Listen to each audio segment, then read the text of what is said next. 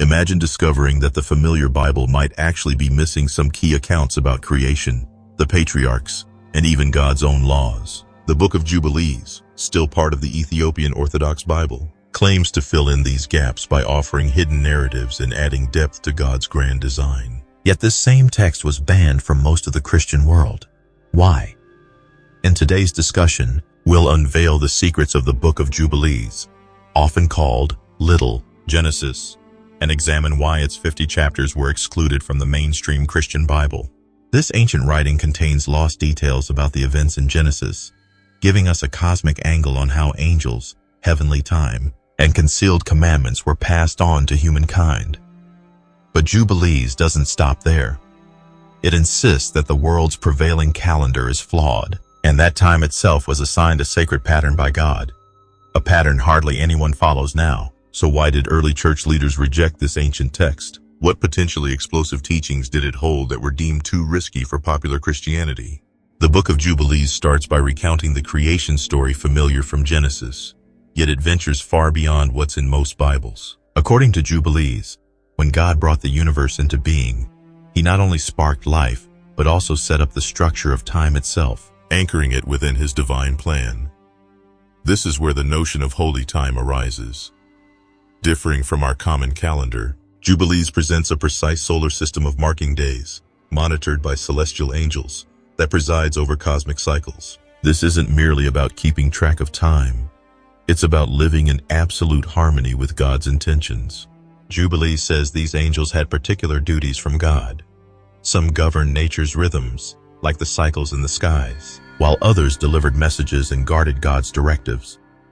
While other old texts mention angels managing the heavens, Jubilees emphasizes how these beings safeguard order in the universe, ensuring the sun, moon, and stars stay on their set paths. For God ordained that the sun should maintain its route with respect to the divisions of the seasons. Jubilees 2:9. They don't only watch over people, they manage the essence of time. If humans stray from God's appointed times, it paves the way for chaos, an idea that drives the narrative throughout Jubilees. One of the most contested points in Jubilees is its teaching that the planet should follow a solar system of timekeeping, as opposed to the lunar system that numerous ancient cultures, including the Israelites, later adopted. As Jubilees describes it, the solar count is the only authentic method to track time, aligning perfectly with God's plan. The book says a solar year has 364 days, divided into 52 flawless weeks. Every season, spring, summer, fall, and winter, contains 13 weeks or 91 days. This scheme guarantees that the Sabbath and festivals are celebrated on the correct days each year. Interestingly, this solar system mirrors the Ethiopian calendar, still in use by the Ethiopian Orthodox Church.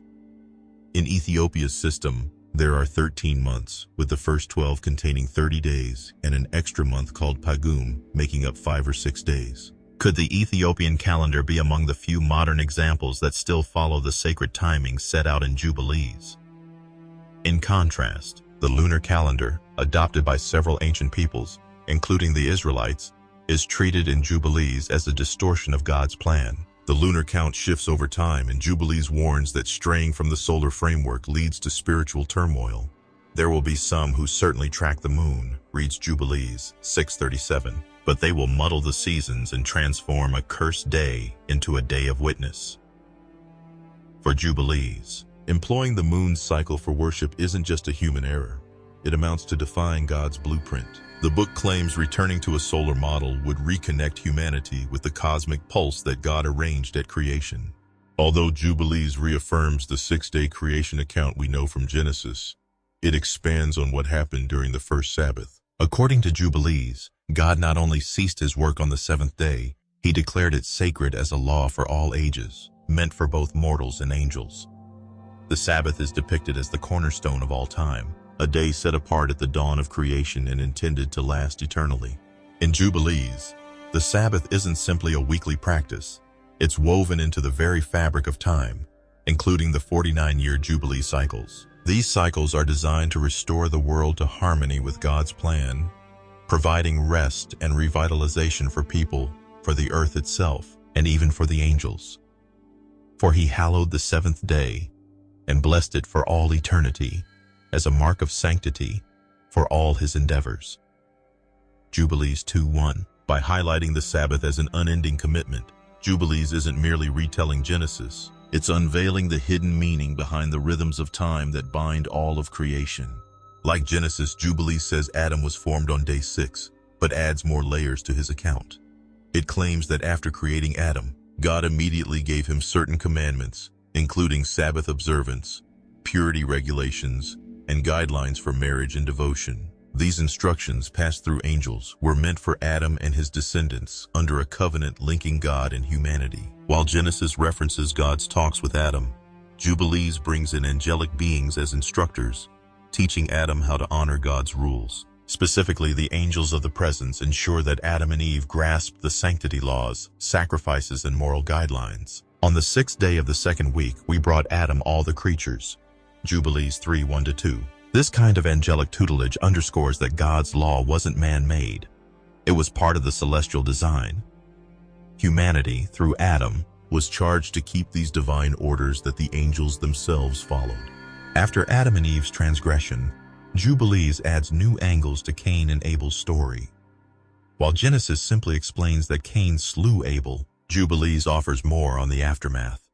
Cain's violent act signifies the earliest serious violation of God's law, leading to wide-reaching repercussions. Though Cain is exiled, Jubilees underscores that Seth, Adam's 3rd child, upholds the righteous lineage, learning and respecting the commandments delivered by angels. This introduces Noah's future role in preserving God's covenant. When it comes to Noah and the flood, Jubilees gives additional context to what happened before and after the deluge. While Genesis 6-9 highlights Noah's rescue in the ark, Jubilees explores the covenant God sets up with Noah afterward, concentrating on holiness, moral conduct, and keeping God's laws. Before the flood, Jubilees dives deeper into the Nephilim narrative, clarifying that these offspring of fallen angels and human women were a key factor in the global corruption. Genesis 6:1-4 only hints at this, whereas Jubilees explicitly states how these giants twisted creation, prompting God to purge the earth. Wickedness rose on the earth, Jubilees 5:2 explains, and all living things strayed from their paths. This decay wasn't limited to humans. It was also driven by fallen angels, who taught forbidden knowledge and destroyed nature's balance.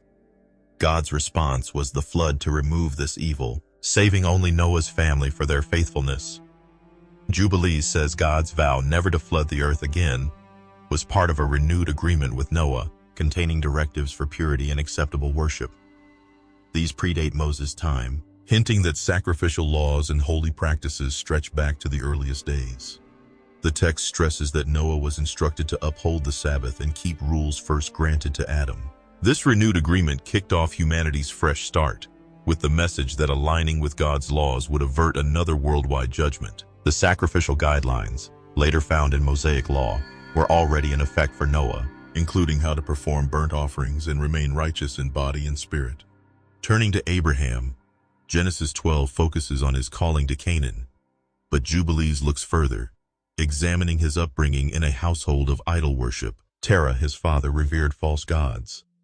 In Jubilees, Abraham stands out as a visionary who tears down these idols, rejecting the pagan lifestyle around him.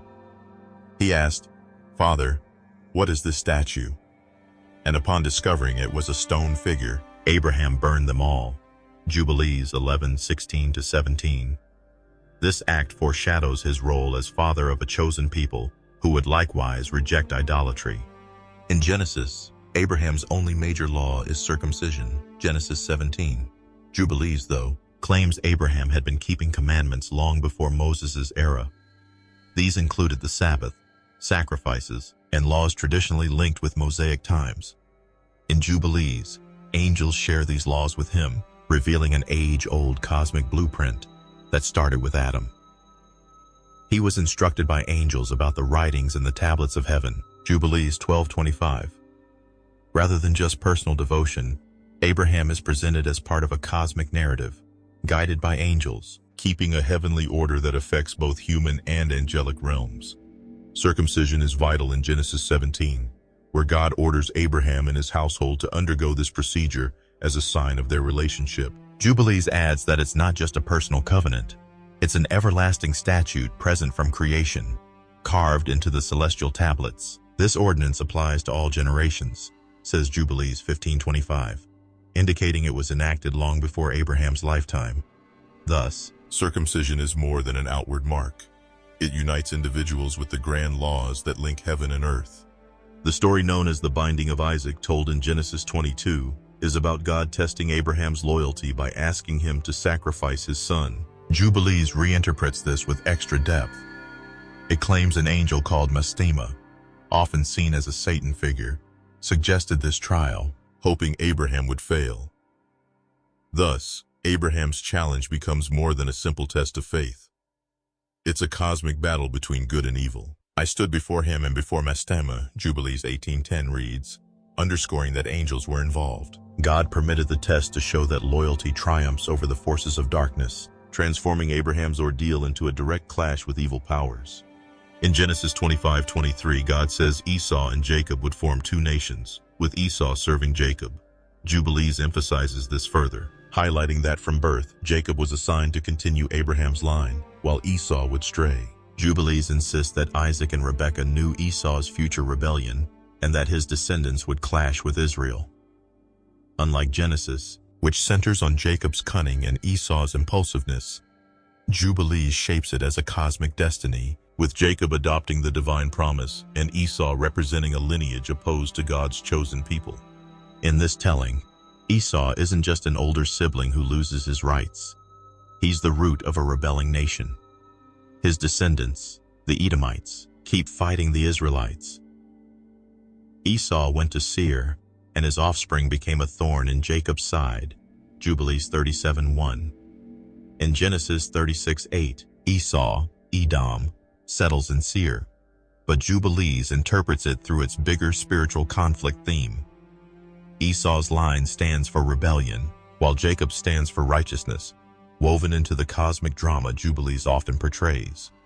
Jacob's blessing by Isaac in Genesis guarantees that he becomes patriarch of the 12 tribes. Jubilees amplifies this, stating Jacob got not just a blessing, but a continuation of the angelic laws handed down from Abraham. Here, Jacob is more than an inheritor. He's tasked with keeping these divine guidelines. The Lord appeared by night and said, I am the God of Abraham and Isaac. Jubilees 27:23. While Genesis 28 focuses on Jacob's latter dream, Jubilees explains that at this moment, Jacob accepted the cosmic rules, fulfilling a sacred role that connected him to the heavenly tablets mentioned earlier in the book. Jubilees depicts the struggle between Jacob and Esau as part of a prophecy that spans the course of nations. According to Jubilees, Esau's descendants wouldn't just be a neighboring tribe, but would actively resist Jacob's descendants forever. This goes beyond sibling rivalry into a bigger clash between good, Jacob's line, and evil, Esau's line. The text sees their feud as part of a cosmic plan. From that day on, enmity remained. Jubilees 45:3. This type of national conflict is just one piece of a grand spiritual puzzle that Jubilees firmly emphasizes. Genesis introduces us to Jacob's 12 sons, the future tribes of Israel. Jubilees adds that each son's birth was divinely timed, aligning exactly with God's holy calendar. In Genesis 29-30, the story is mostly about Jacob's relationships with Leah and Rachel, but Jubilees pushes the idea that every child was brought into the world according to a schedule set in heaven. They were born as recorded on the heavenly tablets, Jubilees 28:12. This means the tribes were never random. They were laid out in God's cosmic blueprint from the very start. One event that stands out is Reuben's sin, which causes him to lose his birthright, Genesis 35:22. Jubilees treats this as a breach of celestial law, not just a misdeed. His moral failing lets Judah become the main tribal leader, while Levi assumes priestly duties. Reuben forfeited leadership, says Jubilees 33:10, and Judah rose in his place. In Genesis 49, Reuben's sin indeed costs him the firstborn status, but Jubilees interprets it in cosmic terms. Judah's and Levi's prominence reflects a deeper plan, not mere historical happenstance. Though Exodus highlights the Levites as priests, Jubilees insists Levi's clerical role was proclaimed on the heavenly tablets long before Moses. Levi is chosen to guide the tribe spiritually, bridging heaven and earth. Levi was consecrated for perpetual priesthood. Jubilees 32:17. Exodus 28 shows Aaron and his lineage as priests, but Jubilees sees Levi's priesthood as part of God's timeless order, predating the Sinai events, binding him to God's cosmic framework. Where Genesis and Exodus see Jacob's descendants as tribes inheriting land, Jubilees underscores them as protectors of God's commands. Each tribe has a sacred duty, upholding laws inscribed on heavenly tablets. The Lord said to Jacob, "These are statutes for your sons forever." Jubilees 29:6. So not only do they get a territory, they guard God's eternal instructions, connecting their earthly role with the spiritual destiny of the entire world. Genesis 37 recounts Joseph's betrayal by his brothers, but Jubilees declares this more than a jealous act. It's a grave violation of the cosmic law. Selling Joseph into bondage is recorded on the heavenly tablets as a dire wrongdoing, and the brothers must atone or face dire consequences. Jubilees 34:9 states that their sin was written above, linking the act to future trials for Israel under Egyptian oppression. Instead of a simple moral lesson, this event becomes a piece of a grand narrative of sin, punishment, and eventual salvation. Joseph's journey to power in Egypt, described in Genesis 41, is shown by Jubilees as prearranged on the celestial tablets. His achievements weren't purely from dream reading. God had decreed his leadership would rescue Israel from famine. Joseph would reign over Egypt, and through him Israel would be preserved. Jubilees 42:2 says, this cosmic viewpoint transforms Joseph's story into part of an overarching plan, bringing Israel into Egypt to fulfill God's timeline, setting up future enslavement and eventual redemption. Angels play an even bigger role in Joseph's life, according to Jubilees. While Genesis highlights his relationship with God through dreams, Jubilees says angels guarded him from the moment his brothers sold him. The Lord sent angels to protect Joseph. Jubilees 34:21. This adds a spiritual shield to Joseph's story, making his path more than lucky outcomes or wisdom. Angels guided him so he'd ultimately rise to save his family. While Genesis ends Joseph's narrative with him uniting his family in Egypt, Jubilees connects it to the Exodus story, proclaiming Joseph's life prophetic. He supposedly knew the Israelites would be enslaved, and his success was meant to pave the way for their later deliverance. Fear not. These events are sealed on the heavenly tablets. Jubilees 46:9. So Joseph's final words to his brothers are no mere farewell. They're a foreshadowing of God's plan for freedom from bondage. Exodus records how a new Pharaoh rose who did not know Joseph, prompting slavery. Exodus 1:8-14. Jubilees sees this as part of a cosmic prediction laid out on the heavenly tablets. The Israelites' oppression wasn't accidental.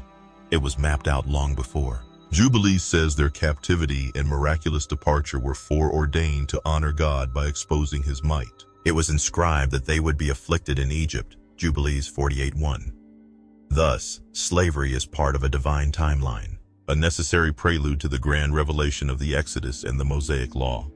While Exodus simply shows God overpowering Pharaoh with the plagues, Jubilees frames it as spiritual warfare. Mastema, symbolizing Satan, hardens Pharaoh's heart, fueling Israel's misery. Egypt's increased cruelty becomes a test of Israel's devotion. Mastema tried to destroy them with relentless labor. Jubilees 48:9. So these tensions go beyond earthly politics. Heavenly and demonic forces clash, with God proving that his plan can't be thwarted. In Jubilees, the Exodus itself follows a cosmic timetable set on the heavenly tablets. While Exodus shows plagues forcing Pharaoh's surrender, Jubilees insists that the exact moment of Israel's exodus had been locked into God's schedule since creation. On the 14th day of the first month, God would free them. Jubilees 49:1. Thus, their liberation aligns with sacred dates from the start of time, reinforcing that the Exodus is more than historical. It's an event anchored in the divine design. The 10 plagues in Exodus 7-12 unleash God's wrath on Pharaoh, but Jubilees adds cosmic weight, seeing them as strikes against Egypt's deities and the malevolent powers behind them. God humbled the gods of Egypt. Jubilees 48:11 states, each plague discredits an idol or evil force, proclaiming the God of Israel as supreme over both nature and the demonic. Mastema's role is to obstruct Israel's release, but each plague underscores that God rules all realms, spiritual and physical. In Exodus, Moses gets the law at Mount Sinai, but Jubilees reveals these commands were already written on the heavenly tablets. Moses is merely handed laws that existed before the world began, part of a cosmic order that directs angels and humans alike. This law was created before the foundation of the earth, Jubilees 6:17, where Exodus describes the giving of the law as a groundbreaking revelation. Jubilees depicts it as the unveiling of an everlasting decree that had been waiting for its proper moment to be delivered. A remarkable claim is that patriarchs like Abraham, Isaac, and Jacob were obeying these laws long before Moses. In Genesis, they're shown as faithful, but not necessarily keeping formal commandments. Jubilees, however, says they honored Sabbaths, brought offerings, and upheld purification laws that Moses would codify. For Abraham kept the Sabbath, Jubilees 16:28. The law is thus timeless, spanning from Adam onward. Moses just reintroduced what angels had already given to humanity. Jubilees also highlights the cosmic calendar. Observances like Sabbaths, feasts, and Jubilee years tie into the heavenly timeline. The text warns that shifting from a solar-based system, 364 days, to a lunar cycle jeopardizes spiritual stability. Follow the time set in heaven. It says so worship days never get distorted. Exodus speaks of Sabbaths and feasts, but not to this cosmic extent. Jubilees insist that abiding by the correct schedule is fundamental to sustaining God's blessings. While biblical law is specifically aimed at Israel in the Standard Bible, Jubilee says these statutes apply forever, encompassing angels too. The laws inscribed on the heavenly tablets bind all creation. So Moses' laws, Jubilees claims, aren't just tribal codes for one people. They're cosmic decrees for all realms. The law given on Sinai is eternal and observed in heaven, in Jubilees 50:13. Traditional scriptures underline a covenant with Israel, but Jubilees pushes it further. Angels and humans alike must follow these decrees in a unified divine structure. In Jubilees, Israel's future isn't random. It's mapped on the heavenly tablets, from their victories to their exiles, culminating in eventual judgment. All of history, from creation to final reckoning, proceeds according to this cosmic plan.